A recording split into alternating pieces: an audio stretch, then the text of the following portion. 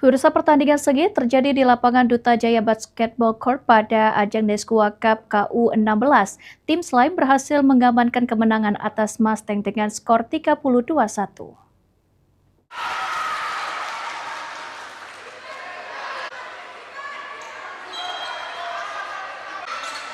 Tim Slime tampil dominan sejak babak pertama dan berhasil unggul atas Mustang. Memasuki kuarter kedua, pertandingan sempat terhenti akibat cedera yang dialami pemain Mustang bernomor punggung 5 saat defensive rebound. Pada kuarter ketiga, Mustang berusaha bangkit dan terus memangkas selisih poin. Serangan demi serangan dilancarkan untuk mengejar ketertinggalan dari Slime. Semangat juang tinggi yang diperlihatkan para pemain Mustang membuat pertandingan berlangsung semakin menarik dan mendapat dukungan penuh dari para penonton. Memasuki kuarter keempat, tim Slime kembali menunjukkan ketenangan dan efektivitas permainan. Melalui kerjasama tim yang baik serta penyelesaian akhir yang maksimal, Slime mampu mempertahankan keunggulan hingga peluit panjang dibunyikan.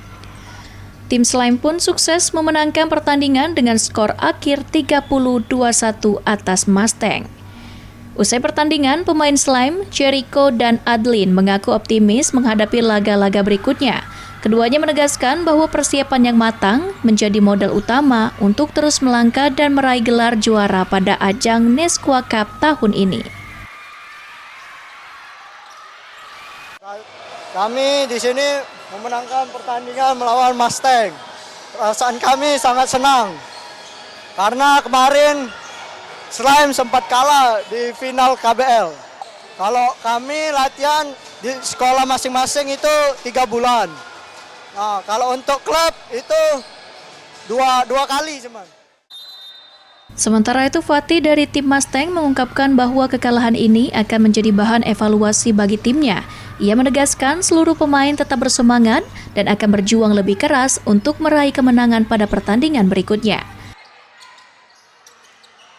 Perasaan kami tadi kalah, skornya 30-21. Tapi kami tetap semangat lah dan akan berjuang di next game. Kalau kami latihan itu seminggu tuh ada sekitar 3 kali lah. Ada kendalanya yaitu kami banyak melakukan turnover, terus juga mainnya kurang tenang.